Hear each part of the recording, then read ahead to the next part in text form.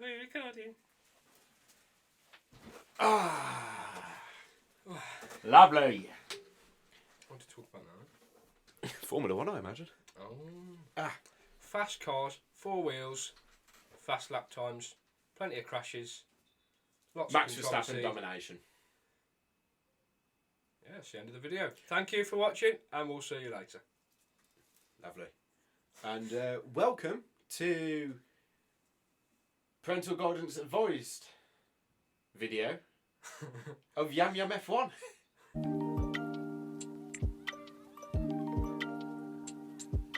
Right, I think we should kick off with pretty much the first incident of the race, which was Albon clouting it into the barrier at the exit at turn 3. No, it's going into the second sector, wasn't it?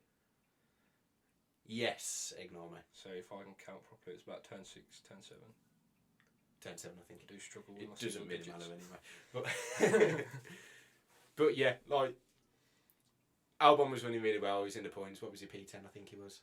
No, he was above that. He was running Was really it? well because did he qualify 7th? Something like I that. want to say qualified 7th, and he had a really fast car. I mean, in qualifying, he was getting purple middle sector after purple middle sector. Yeah, he was And flying.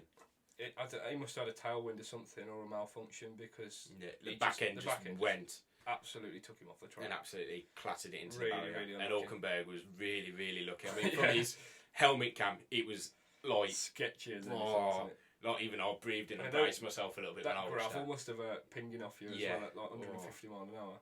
Definitely. Like, honestly, like, that was just...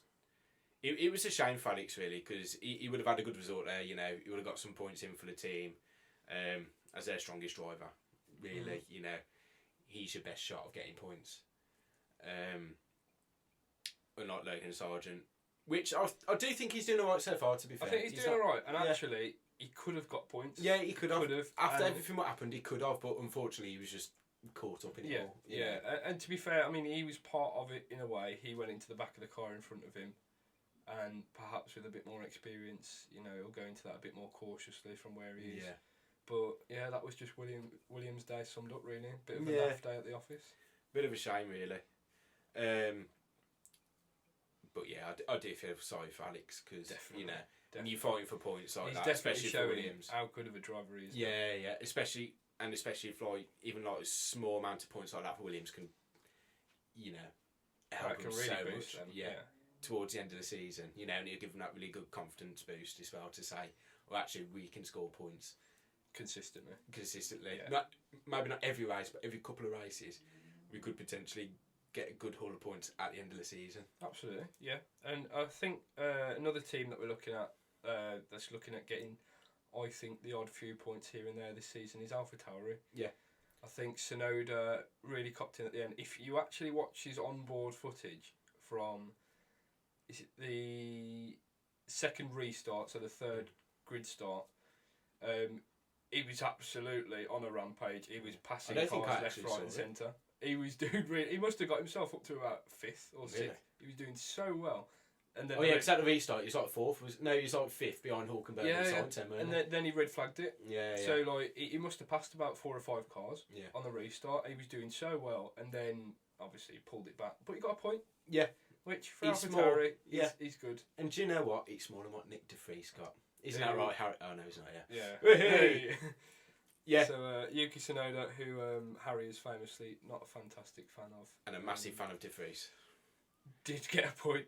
And as much as I've said about De Vries, he is sort of disappointing at the moment, but unlucky. He got caught up in the big crash. Yeah, and, but maybe you he'll know, come into his own at some point in the season. Maybe midway through the season, he'll get more comfortable with the car, more comfortable with the team, and then maybe he'll be able to pick up the odd point or two. But I do think Tsunoda will outscore him this season. Yeah, and I think Tsunoda, thus far, is showing that he can cope with the pressure, and that actually it's his last chance saloon, isn't it? He just seems a bit more mature. He's hanging on for dear life now, Yeah. isn't he? And Yeah. he's actually coming up with the results, to be fair, Yeah. instead of crumbling. And do you know what? I think like for a new driver, especially a young driver as well, I don't think 2 years is enough. I think if you get to 3 years and if you don't prove yourself by then it's because I think we're looking at a lot of Formula 2 drivers who are struggling. I mean, you don't get many F2 drivers that get it first time. No. And I think the last few years with Piastri, George and Leclerc, we've been absolutely spoiled by drivers getting into F2 and winning it first time. Yeah. And unfortunately for a lot of drivers, it's just not that realistic. No. I mean, you've got drivers like Victor Martins in F2 at the moment who's actually doing really well. But then you've got other drivers like Teo Pourchaire that just unfortunately might not get that chance and have to be given a considerable chance to actually prove it in F1 nowadays. And then once you're up there, you've still got to prove it. You've got to prove it more than ever. Yeah, and definitely. I do think that Yuki's finally doing that now. He seems to be, definitely. And I think going on to the Alfa Romeo connection with Teo Pourchaire, Alfa Romeo actually had a fairly decent day. Yeah. Oh, and here's another one. What was that? Joe Grignon 9th and Valtteri Bottas 11th. Yeah. So, what do you think about that? Oh no, again it's not. Yeah. Not yeah. So as you can tell, we've gone through the episode so far without a swear word. Without a swear word. We don't think anyway. We don't think, and not slagging off Guan Yu Zhou and Yuki Tsunoda. Yeah, so absolutely. I think we're doing all right. So Guan Yu Zhou actually did well. Obviously, he took his chances. And the thing is, when you're in a not brilliant team, when you're in the bottom half of the grid, particularly the team who's currently 8th in the constructors. Yeah, and he's got a teammate like Valtteri Bottas. You have to be opportunistic. Yeah, have to be if you want points. Like Tsunoda was, you have to just bank on chances happening for you. This is the race, and so far he has done. Yeah, so this is a race where a lot of small teams, a lot of drivers that really need to prove themselves, like Yuki and Joe, and a couple of others like Piastri, for example, as well, and Sargent.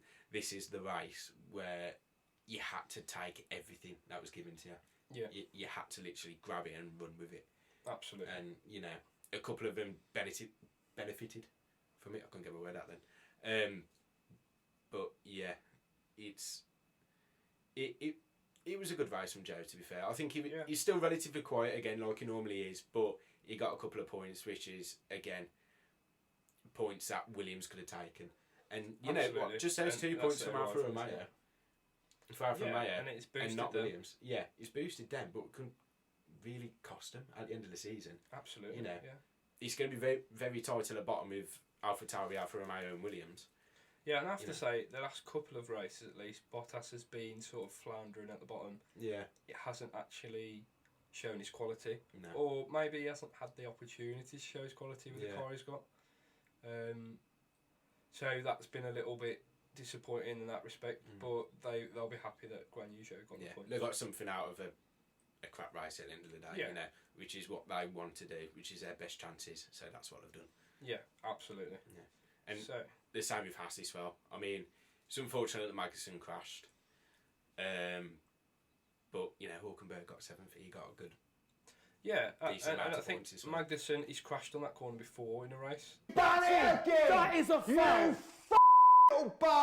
And had to retire. I'm sure it was. I can't remember what year it was now, but he crashed around that first sector and knocked his wheel, and that was the end of his race. And he's done it again. Yeah.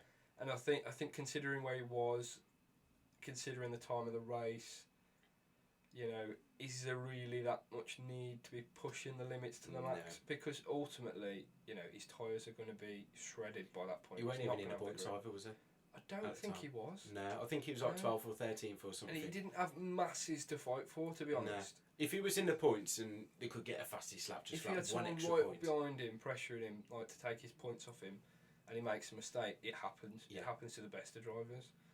But it's probably just like I think it was a bit of a nothing accident, really. Yeah, lack of concentration. They said that the sun was probably shining in his eyes, which I don't think it was. They say that as the race went a bit later on, having had the first red flag, obviously getting later on in the afternoon, the sun started to set. But yeah, I think as the sun set on Magnussen's race, Hülkenberg had a really good race. Yeah, really did. I mean, he was lucky to cross the line, to be honest, because his engine going. Yeah. You know, like second to last corner, he was near like just enough crawl stopped over at the the end line. of the pit lane. Yeah, I think he was like. I think he finished like 3 seconds behind Sainz. Yeah. And I think that's just because he just couldn't put his foot down because he didn't have the power to do Yeah. it. Literally, Otherwise, you know, he would have got a few 3 seconds more on points. Yeah. from the last corner. Yeah, but you know what? He got points out of it at the end of the day. Absolutely, If he finished 11th, then he was like 3 seconds behind Sainz. He finished 7th, didn't he? I'm starting to doubt that he didn't. What? I'm starting to doubt that he didn't because Sainz didn't get points, did he? And he finished Sainz 3 didn't seconds. get points. Yeah, and he finished Sainz 3 got seconds 5-second behind him. penalty and finished 12th. So Sainz was 4th. Yeah. He got 5-second penalty. Are you and definitely dropped sure that will dropped go behind for everyone? Yeah, he did. How certain are you? 100%. I checked it. Alright then. I'm going to check it, and if you're wrong, Right. the edit that's going in this video. Forget the edit. Get it up then. Let's get it We'll up. go live. I'm starting to doubt myself now, to be We'll honest. go I'm live. starting to doubt Hulkenberg, you. 7th place. There we go. Fantastic. Sainz 12th. Maybe I was wrong then. Maybe he was. Yeah, maybe I was, yeah. So, whatever. on to I'll take people it. getting things wrong. The next team we've got is Alpine, who got it spectacularly wrong on the last 2 laps. Now, I have to say, the whole race was going absolutely swimmingly Yeah. for Alpine. You had Gasly in 5th for the majority of the race. Ocon was about 9th. He was in Yeah. the points, definitely. And it was going really well, wasn't it? I'm just going to say this right now. I cannot stand Harry Partridge. Right. Harry. But for this topic, I wish he was here. I really do. I really wish he was here, just purely because he'd just get absolutely mad about it. I mean, He would absolutely thrive off this. I've been saying it's going to kick off with them at some point. It doesn't seem to have kicked off, but I do believe this is the start of it. Yeah. You know. And I think I've seen on Instagram and online, and a few people are saying, start the count. Yeah. This is the first incident. This is it. Probably this won't be many. the last No. by any means. I mean, to be honest, it was Gasly's fault. And it was a shame for him. I did feel bad for him, but at the same time I didn't. It was his fault. You know, and Ocon was just caught up in it. You know, Yeah. just didn't see him in his moves And- today. And it just so happened that it wasn't like they both were unfortunate and got caught up in it, which, you know, to a certain extent they were unfortunate. But they both had to crash into each other, Yeah. which made it They had that to. much more spectacular. Yeah. Which, to be fair, I actually felt quite bad for him. Yeah. You know, Gasly running 5th for a good portion of that Yeah. race. And I really thought he was going to get something out of that Yeah. race. And that was a race that they struggled needed. First 2 races. And, like, That's needed a race that they race. needed to pull a big gap on McLaren whilst they're struggling at the minute. Absolutely. You know, to have a good advantage. You know, If what eventually they was, catch up to them. I would argue, definitely the 4th best team last season. I thought they were clear of McLaren. Yeah, 1,000,000%. And they shown it towards the end of the season. Have really took a step down this Yeah. season. And it was their opportunity to really recover that, where quite a few teams have been struggling this season. Yeah. And they can really get that jump up the table. Yeah. And unfortunately, just never materialised, did Yeah. it? But, like, with what's happened here with Alpine, McLaren have taken advantage of that, which should have been, if you think about it, Alpine's points. Alpine's Woo! points. Should have been their points, but Yeah. McLaren, you know, capitalised on it and went for it. They got through all the trouble, all the crap at the restart, and absolutely smashed it. And you know, that's like what AlphaTauri and Alfa Romeo did in Williams' absence. Yeah, and as you can see, today I've recovered my McLaren cap from the depths of my wardrobe. My Daniel Ricciardo one. I mean, the Australian Grand Prix weekend can't be mentioned without Daniel Ricciardo. No.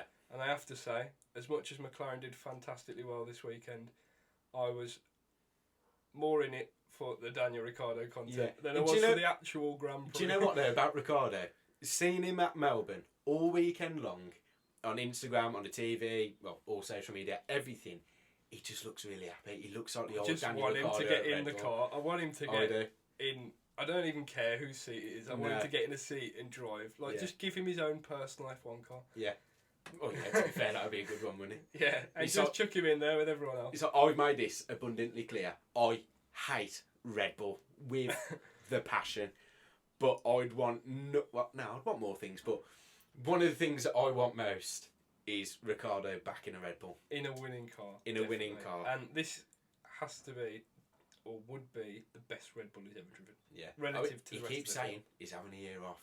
Is something going on? Who knows? Who knows? He did mention that actually he plans to be back by next season. So could we see that happening potentially? Yeah. Bit of foreshadowing there. Yeah. You can all have a guess and have a think about who might be out and where he might be going. Yeah, it's going to happen. But So, going on to another Australian, Piastri.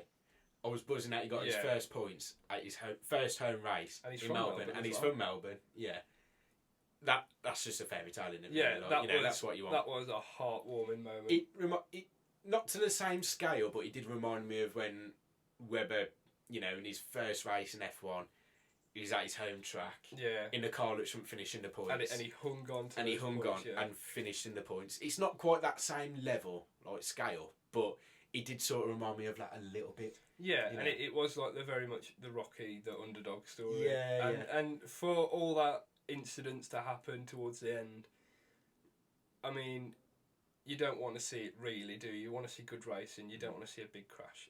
As exciting as it is, obviously, you don't want anyone to be hurt by it. But to see then Piastri benefiting from it was absolutely brilliant. Yeah. And do you know what? Before the restart, he was sat in the car. He had his helmet off, and obviously the camera went in on him, and the crowd were cheering. He waved, put his thumb up. He just looked calm and relaxed. He knew what he had to do. He was loving it. He was taking it all in, and I think that must have helped. Yeah, that was a very big confidence boost for him. To be honest, to say he's had a really rubbish start to the season through bad luck or through having a poor car, he's really had that boost, that moral boost, hasn't he? Morale boost, should I say? I wouldn't say I've been slating him, but I have been saying I don't think he'll be as good as what everyone expects. But when this weekend, I do have to take your hat off to him on my behalf. Yeah, when you see Really Leclerc and George Russell, and you almost expect Piastri to be on the same sort of same level, but you look at Leclerc and he was in a fairly good Sauber. Yeah. And George Russell had the misfortune of being in that 2019 Williams. Let's face it. God. So even Robert Kubica beat him in that. So yeah, I mean, ultimately, he got good results, but he didn't flourish, did he? No. Until the last season at Williams, at least. Yeah. Lando Norris finishing 6th. Yeah. absolutely fantastic result for McLaren and for Norris, because Norris has that quality, absolutely. 1,000,000%. Just because he's in a crap car at the minute doesn't mean he's lost it. Yeah. He's still got it in there. And he has looked fast. I mean, we talked about it in the Bahrain race, how he was actually keeping up with Alonso and Lewis, despite the fact he was probably about 5 laps down by that point with all his pit stops. And, he's looked racy at times, and he's actually deserved of that 6th place, despite the fact he's benefited from the big crash and the red flag period. Yeah. But if we talk about his mate Carlos. Oh, Carlos was getting T-bone steaks for his Sunday afternoon dinner. He started the new 21st century Spanish Civil War. Recently we discussed the French Civil War between Oscar Piastri, Esteban Ocon and Gasly. And now it's the Spanish Civil War in Formula 1. It quickly moved on to the Spanish Civil War. Yeah. Yeah. Sainz was having T-bone steaks on Sunday afternoon. Yeah. And he absolutely clattered Fernando. Do you think that penalty was too harsh? I don't. I do. You look at the USA Grand Prix last season and George Russell caught Carlos Sainz. Fully enough. As it happened. He went in too deep. The American Civil War. Yeah. And Russell went in too deep. He flipped Sainz round and he got a 5-second penalty for it. Yeah. And it's harsh in the sense that penalty weighed so much more, having, well, they didn't race after that, did they? Right, no. So essentially, he was put 5 seconds. He was essentially just immediately taken out the points. Yeah. Given the fact that it was right at the end, they had no racing laps afterwards. But I think if you look at it objectively, he's gone in too deep. He's gone in too hard. He's clattered Fernando Alonso. But I'm probably going to contradict myself now, which is, let's face it, I'm going to, or not. I think he's unfortunate. It's unfortunate, yeah, but it didn't obviously in the end result, it didn't ruin Fernando's race. No. And I think Fernando would have been a bit more peed off if it did. Yeah, definitely. Italian here. It'd have been a bit more peed off if it did, obviously. Yeah. But personally, I would have put that down to a racing incident. It didn't crash out. But then you are... see, this is where I'm going to contradict myself now. But then you are right. It did go in too deep and he clattered him. Yeah, and it wasn't like he just clipped him either. He really smacked into him. And do you know what? Fernando just always seems to be really lucky. Every time he gets absolutely clattered by someone, he just seems like, he falls into a pit of shit coming out smelling like roses. And that is brilliant for him, really. Yeah. I think. Going on to his Ferrari counterpart, Charles Leclerc has had one of the most unluckiest starts to. Can we call it a title charge? Nah. I don't think Ferrari are anywhere near way. a title charge at the moment. No way. But what would probably be expected to be a title charge season, he's had no luck. Yeah. Was he got like 6 points eliminated, something like that? I think so. That was his second retirement. Yeah. I mean, obviously, the first one was mechanical. The second one, he just got absolutely hoofed into the gravel by Lance Stroll. Yeah. Classic Lance, to be honest. But actually, to be fair, it wasn't ruled against Lance because you watch the footage and as they're going down, he slightly comes around Lance Stroll. I don't think he really had anywhere to go there. He didn't, but he does slightly cut across him a bit. Yeah. And you could argue he's a bit at fault. He's been punished for his own wrongdoings, really. But that's all we got to say about Leclerc, really. In the gravel, first sector lap one. And just bad luck, really. Yeah, it's bad luck. I mean, at least Sainz made it a bit further last year in the Australian Grand Prix. Which by 1 lap. A terrible day for Ferrari. Yeah, absolutely. But I'd say it's like a really good smashing day, but then also a bit of a downer day in a sense was Mercedes. I mean, it was unlucky that George, retired with a mechanical problem. I thought he had quite a lot of pace on him. Obviously, I mean, definitely at the start. I mean, come on. He got off to the best start ever. Yeah. Hamilton was in front of Verstappen by the end of turn 3. 10th, yeah. I remember that one. And it was Mercedes 1-2. You're thinking, oh my god, how long can they keep Verstappen behind? You didn't expect it to be long, admittedly. No, but I felt like I had a nosebleed coming on. I was like, oh my god, Mercedes 1-2 again. Yeah, Russell had really good pace. And to be honest, you don't see those engine blow-ups from Mercedes very often. Very rare. I mean, like Korean Chandok said, I could count on one hand how many times that's happened. I could probably count on one hand. Mercedes are renowned for their reliability. If not, they've been lacking somewhat in other areas in the recent couple of years. Yeah. Maybe, but in terms of reliability, they've always been top dog. They're solid. Absolutely solid. So absolutely unlucky. I mean, he got really messed up over the red flag. Yeah. He was second. No, he was first, wasn't he? He was first and he was pushed down to 7th. He picked the lap before. He got pushed down to 7th. He got back up to 4th. And then you'd have put a bet on him to get into 3rd. Oh, 1,000,000%. Oh. The way he was driving at the time. And it was just really bad luck. I mean, to be honest, for the pace of the Mercedes this weekend, I honestly think that, obviously, Verstappen would have won. Obviously. But I do think Mercedes would have just locked out the rest of the podium. Yeah, and I think there was a very big chance of that. Yeah, and I do think George would have beaten Lewis. Yeah, he was looking really good. I do think in that first bit, he was told to rest his tyres, and he was saying, how on earth am I meant to rest my tyres when I got Lewis basically right up my arse, and then Verstappen's right up his arse. Yeah. I think George is just more comfortable with Carl than Lewis, and he can just get that little bit more out of it. Yeah, but I also think Lewis showed his class. Yeah, Lewis absolutely did.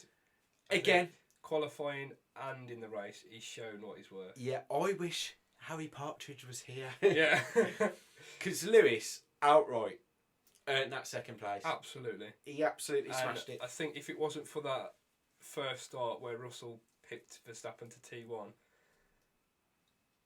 I wouldn't have built my hopes up so much for the last red flag. Yeah. Thinking that Lewis is going to whip him off the line. When it came to the last red flag and we thought maybe we might have one lap in this, I was thinking... Lewis could actually do it here. He could actually do it. He could hang on just for that little bit. No DRS. Yeah, and I thought, you know what? This race was worth getting up at 5:30 in the morning for on a Sunday. It was worth it regardless. But if Lewis won it, Christ, I'd still be. I'm not a party animal, but I'd still be partying right now. We're saying this on Tuesday evening. On Tuesday evening, I still would have been partying, and I'd be hungover right now, but I'd still be partying. Definitely.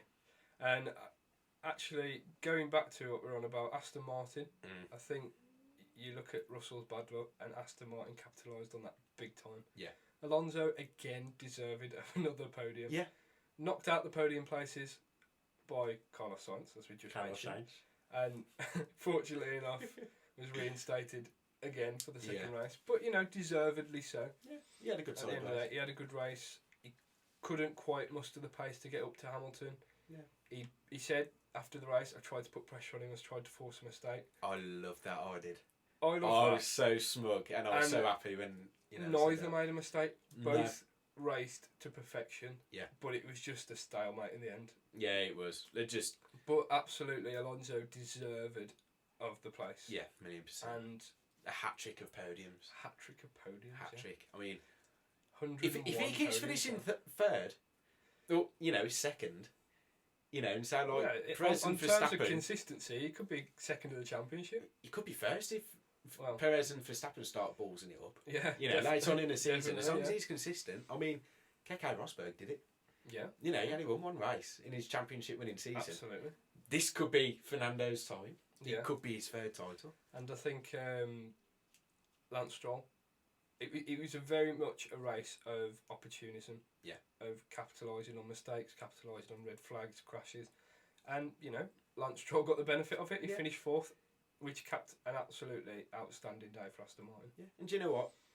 I feel like I know it's only the third race, but as this season's going on, he's going up a little bit more in my book. Notch by notch, he's going up a little bit. I think he's actually proving what perhaps his sort of youth career was promising. He's slowly coming in a little bit now. And it's actually quite good to see.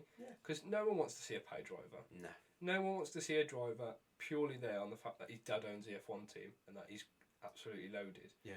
And just objectively, you look at Lance Stroll, and he is of the quality to earn his place in F1 now. I think if he can just do what he's doing now, just, you know, convince, even though he's not going to care, let's face it, but convince people through his results that he has the right to be there, not just because I mean, don't big man Lawrence owns the team. He's definitely got to step up from it, but he's definitely proven himself worthy of that F1 spot. Yeah, and people will forget about it. In a sense, obviously they still think, oh yeah, his dad owns a team, but the subject on Stroll now will be, like, oh, he's actually doing alright. It's not, he's a paid driver, he's crap. He's actually doing alright. He's been a good second driver. You know, and you can tell he's loving it. You can tell everyone at Aston Martin's loving it anyway. But you can tell he's loving it. Obviously, Fernando's loving it. Yeah. Lawrence had a big smile on his face on Sunday when the race was stopped. Bloody hell, like pigs flying, seeing him smile. Yeah. So, but yeah, solid weekend for Aston. Yeah, absolutely.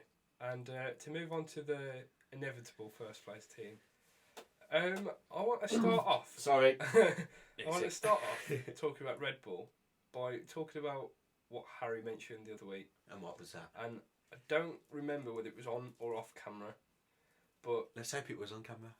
He talked about Perez being absolutely average, bog standard, general average driver. And we had Verstappen going out in the Saudi Arabia qualifying and starting well down the grid, inevitably finishing in the top two. Yeah. Perez won the race, and we were all saying to him, hey, he's not so average now, is he? He's won the race. But he did raise a good point. He said to me, well, if Perez starts down there, I don't expect to see him on the podium. No, do you know what? He really disappointed me, I think. It's a different track, I'll accept. And perhaps it's a straight circuit, in terms of straight line speed, they didn't have the opportunity like in Saudi to really exploit that. However, he was languishing around 12th to 8th, that sort of region, for a long, long time. But when he was coming through the field, he was really racy. You know, he was. Ballsy moves, he was sticking it up the inside, on the outside, saying, I'm staying here. Yeah. Get out my way. Yeah. And that was... did. Yeah, and that was like... From the start till mid-race, he was doing that, and I thought, oh, actually, he's going to come out of the field. Is, yeah. But then... And then he just sort of stagnated, didn't he? Yeah. Levelled off. 9th, 10th. he didn't hear anything from him. Yeah. He went off at the restart at turn 1 into the gravel. Yeah, Made he it did. through. Yeah. And perhaps that was his biggest bit of fortune of the day. Really, the fact that he did go off because he didn't get caught up in everything. Yeah. So yeah, he finished 5th in the end, didn't he? I think so. If Yeah. I remember correctly. He got some points out of it. Yeah, he definitely finished. Which is, to be honest, the main thing. I will Because a crap weekend like that, and then to top it off with nothing. Yeah, he finished at least he got something out of it. It's just nothing more he could have done.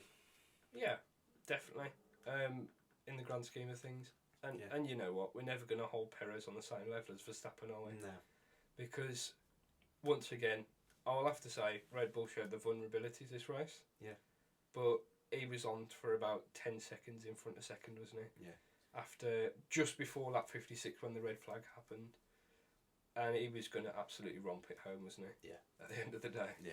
And fair play to him. He had some trouble. He had to fight with Hamilton at times. He had to fight with Russell at times. Albeit not directly 1-to-1. And he showed his pace at the end. Yeah. He didn't stop him. Absolutely. Nothing stopped him. Nothing could stop him. Let's face it. Don't want to say it, but nothing could stop him. No. And We knew he was winning the is race. very much inevitable at the moment. Yeah. I mean, he's smashing it, and fair play to him because he's got the car behind him, so he's just using the advantage that he's got, and he's just sailing. He's going to sail through this championship. Yeah. Unfortunately, he's just going to sail through it. But I believe Daniel Ricciardo being there this weekend got into Perez's head. Yeah, maybe that's why I he didn't think say maybe, so well. maybe. He just got into his head, and he was like, the biggest no. win for Red Bull was seeing that smile on Daniel Ricciardo's face. He looked at him and went, Yeah. And Perez was So like, that seat, he's like, I'm going to be there soon.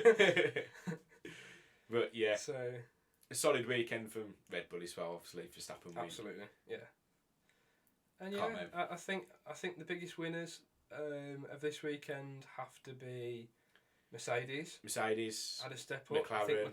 McLaren absolutely had a really fortunate week. Aston if not Martin. a good week. Aston Martin had Solid. a great week. Yeah. Albeit they didn't stand out because they've been so consistently good. Yeah.